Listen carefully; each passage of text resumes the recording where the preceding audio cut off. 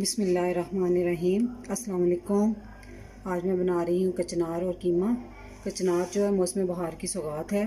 ये बस 1-1.5 माह रहती है। तो इसमें मैं क्या चीज़ें ले रही हूँ आपको बताती हूँ। मैंने आधा किलो कीमा लिया, इसको अच्छी तरह वॉश कर लिया। 3 पाव मैंने कचनार लिए, आप अपने ज़रूरत कम या ज़्यादा कर सकते हैं। ये मैंने 1 बड़ी प्याज ली है और ये मैंने 2 दरमियानी साइज़ के टमाटर लिए। इसमें 3-4 मैंने ये हरी मिर्चें काट ली हैं।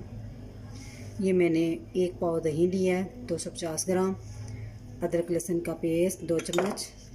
3 चम्मच सुरख मिर्च ली पिसी हुई। आधा चाय का चम्मच हल्दी।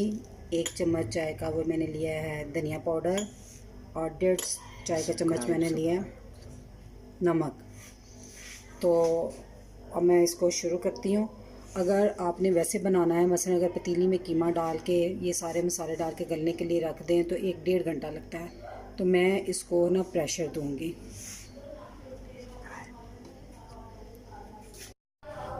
प्रेशर कुकर चूल्हे पे रख दिया। इसमें मैंने कीमा डाल दिया सारा, प्याज डाल दिया, टमाटर भी डाल दिया मैंने और ये अदरक लहसुन का पेस्ट भी डाल दिया मैंने साथ।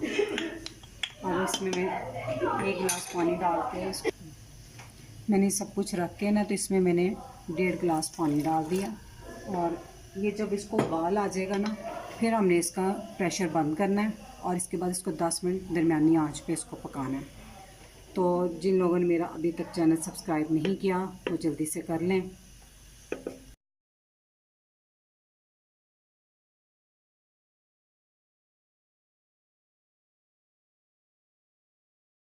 मैंने 10 मिनट प्रेशर दिया था, तो मैंने प्रेशर से निकाल के कीमा कढ़ाई में डाल दिया है। तो अब मैं इसमें ऑयल डालूँगी। ऑयल मैंने नहीं बताया था, आप हस्बे ज़रूरत डाल सकते हैं। मैं आधे कप से थोड़ा सा ज़्यादा डालूँगी। फिर इसमें बाकी सारे मसाले डाल के डाल दें।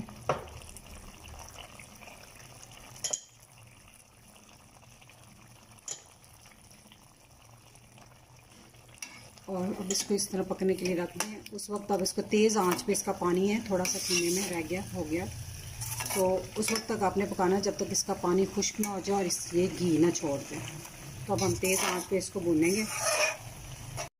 हमारा कीमा अच्छी तरह भून चुका है, देखें ऑयल छोड़ दिया इसने। अब मैं इसमें कचनार डालूँगी।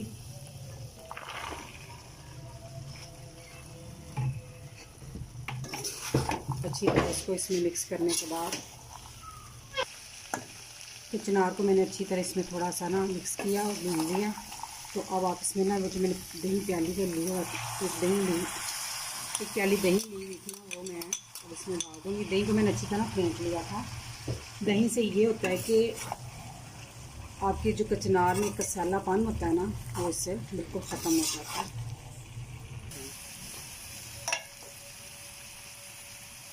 मैंने इसमें दही डाल दी है, अच्छी तरह मिक्स कर दी है। थोड़ा सा इसमें मैं पानी ऐड करूँगी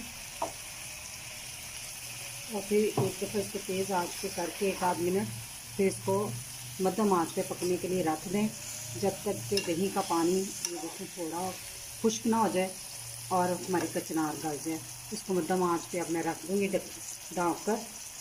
तो इतनी देर तक पकाना है जब इसका पानी खुश्क हो जाएगा अच्छी तरह। तो मैंने इसको ढक के रख दिया अब इसको पकने के लिए। कचनार का पानी और जो दही का पानी था वो सारा खुश्क हो गया। तो मैंने इसको तकरीबन 35 मिनट पकाया है हल्की आंच पे, दरमियानी सी मसल की थोड़ी सी ज़्यादा पे। और बीच में वक्तन फ़ौक्तन इसको मैंने 2-3 दफ़ा चेक भी किया और इस पर चम्मच से अच्छी तरह दोबारा हिला देती थी ताकि ऊपर नीचे हंडियाँ हो जाए सारी।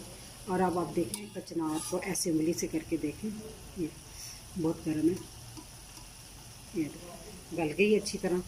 तो अब हम इस पर धनिया डाल देंगे।